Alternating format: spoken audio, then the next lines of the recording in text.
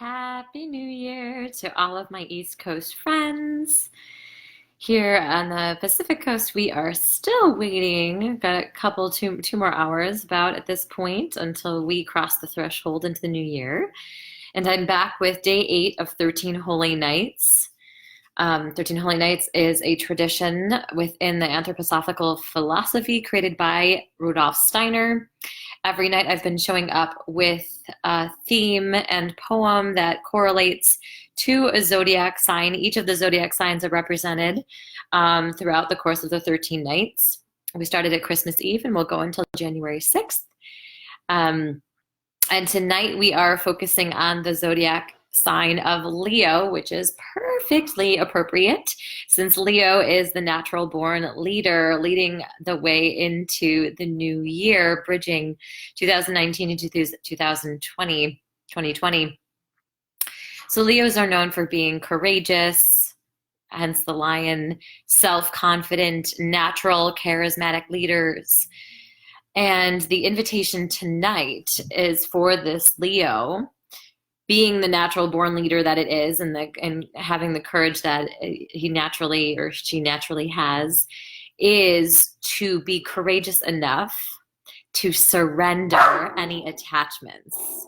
So as we enter into 2020, can you be courageous enough to surrender any attachments you have to how you think 2020 is supposed to go? It's a tall order.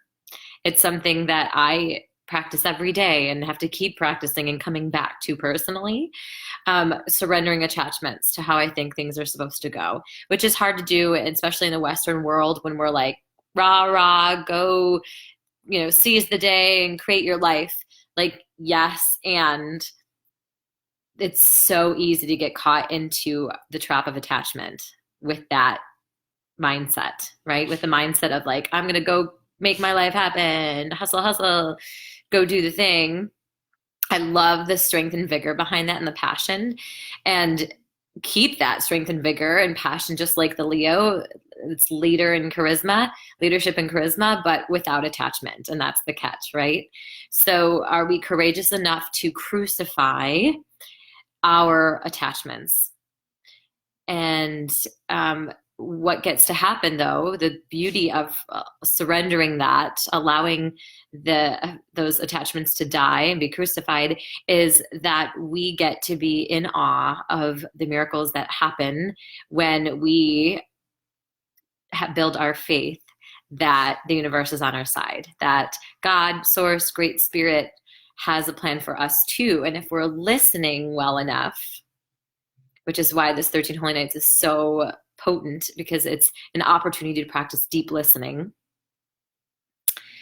If we're listening enough, we'll get the nudges from the universe. We'll get the internal stirrings from within, this inner wisdom of our soul that receives the messages from spirit, of where we're really meant to walk and what we're really being called to offer in the world in service, which might be different than what we might picture all by ourselves. It may or may not be aligned. And sometimes that's a hard truth to swallow. I know I've personally had all of the purest intentions and heart-centered intentions, desires to create certain things in the past. And then very clearly I got the message from the universe that it either wasn't the timing was off, or it wasn't for me to create and offer. It wasn't my service. It was for someone else, to whoever that person is. But it wasn't for me to serve that offering that I was inspired to offer. I know. And that was like a paradox for me. I was like, but all of the leading from your pleasure. Yes. And where are the attachments? It's like, that's the shadow side of the desire conversation, the shadow side of the self-development hustle, like go get it, go create your life conversation. The shadow is attachment.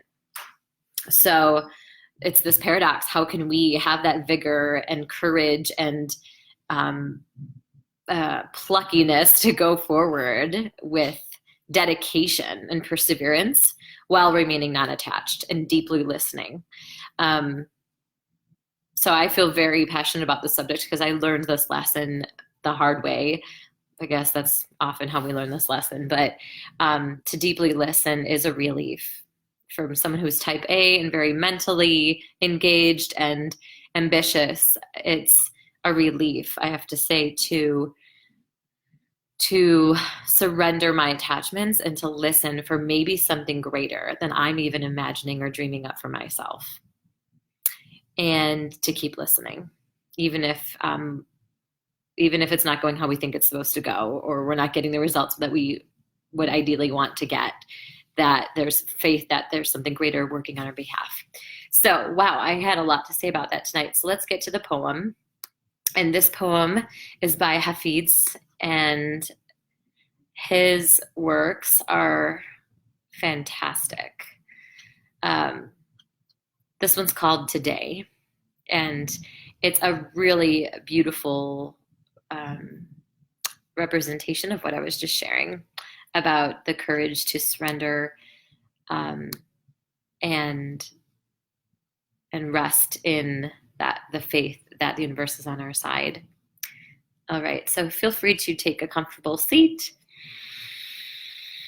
Take a couple cleansing breaths, settling into your body, to your temple that you create life from, that you listen and tune in to the wisdom of your body, the wisdom of your animal self, the wisdom of your spirit and soul, and the wisdom of the Great Spirit.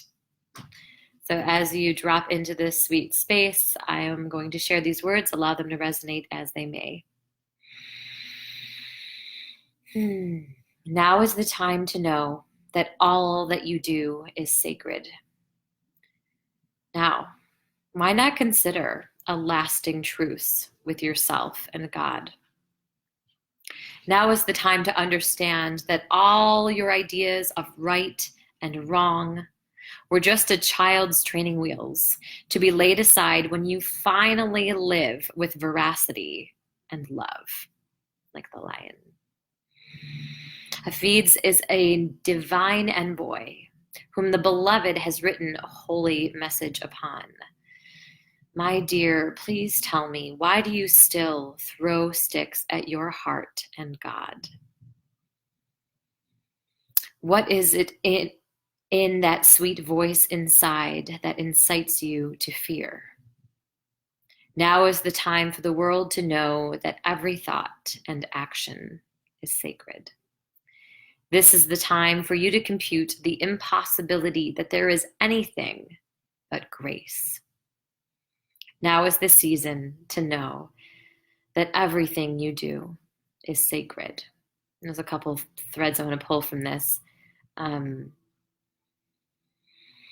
Why do you still throw sticks at your heart and God? So it's that, I think those sticks, it's like doubt that comes from fear and lack of faith.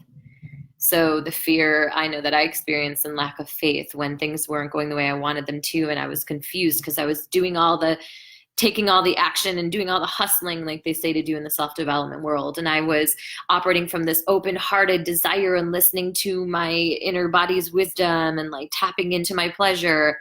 And I still wasn't getting the results that I wanted. And I was like, what the heck?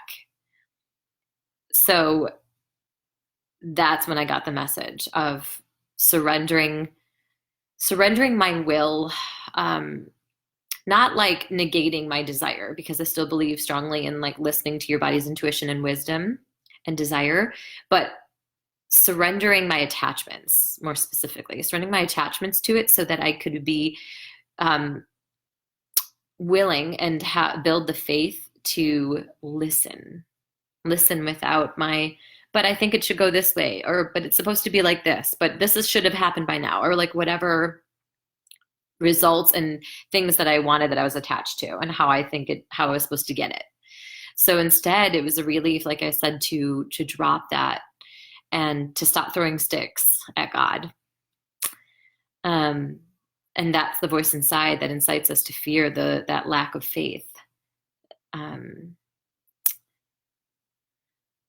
And I love the part where it says, this is the time for you to compute the impossibility that there is anything but grace.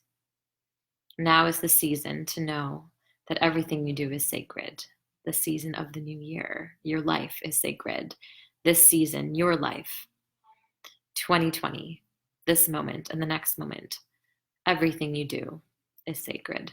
And with that, a very, very happy, blessed new year of listening to your body's wisdom, honoring your desire, dropping attachments, communing with Source, and following your truth all the way back home to your heart.